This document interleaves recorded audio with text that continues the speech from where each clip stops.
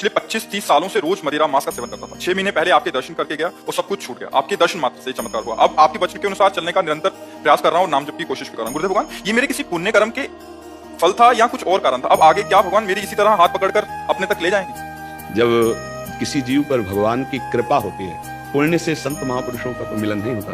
पुण्य में इतनी ताकत ही नहीं है। और आप खुद अंदर से बताइए, ऐसा कौन सा पुण्य किया है नहीं? जब मदिरा पान कर रहे हैं, मांस खा रहे हैं, तो फिर व्यभिचार भी हो रहा है, मानसिक शारीरिक, तो इनमें पुण्य बनने की संभावना तो रह नहीं गई। इसमें कृपा होती। जैसे अपने बेटे को मलिन देखकर माँ जबरदस्ती उसे स्नान गृह में ले जाकर स्नान कराती है, ऐसे प्रभु हमारे पिता हैं, हमारे स्वामी हैं, परमेश्वर हैं, वो हमारी दुर्दशा देखकर कृपा करती है और मुझे स्नान गृह में ले आए संत समागम में। संत समागम से हमारा स्नान होता है, हमारे दुर्गुण दूर होते हैं। जैसे माँ मल करके सब जो लगा हुआ मल हटा देती है, ऐसे सत्संग निर्मल करता है। दर्शन से, संभाषण से, स्पर्श से, 3 प्रकार से और एक आंतरिक संकल्प से 4 प्रकार से धुलाई होती है। संत का संकल्प हो जाना, दर्शन हो जाना, दर्श जैसे दर्शन हुआ परिवर्तन, परश उनकी चरण रज छू ली या किसी तरह उनका स्पर्श हो गया, और संकल्प आपकी दशा देख करके हृदय में भाव बना, भगवान इन पर कृपा करें, इनको सद्बुद्धि प्राप्त हो।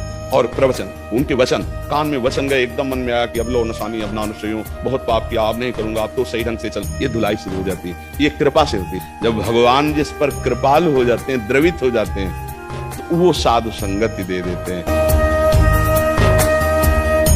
सुना है कि माता की मार और गुरु की फटकार दोनों प्रसाद होता है। महाराज जी, माँ की मार तो मिली है पर ये जब अत्यंत प्रियता होती है, अत्यंत प्रियता और पूर्ण समर्पण, तब ये लीला होती है कि वो चैला से मारे, वो डंडा से मारे, वो थप्पड़ से मारे। क्यों?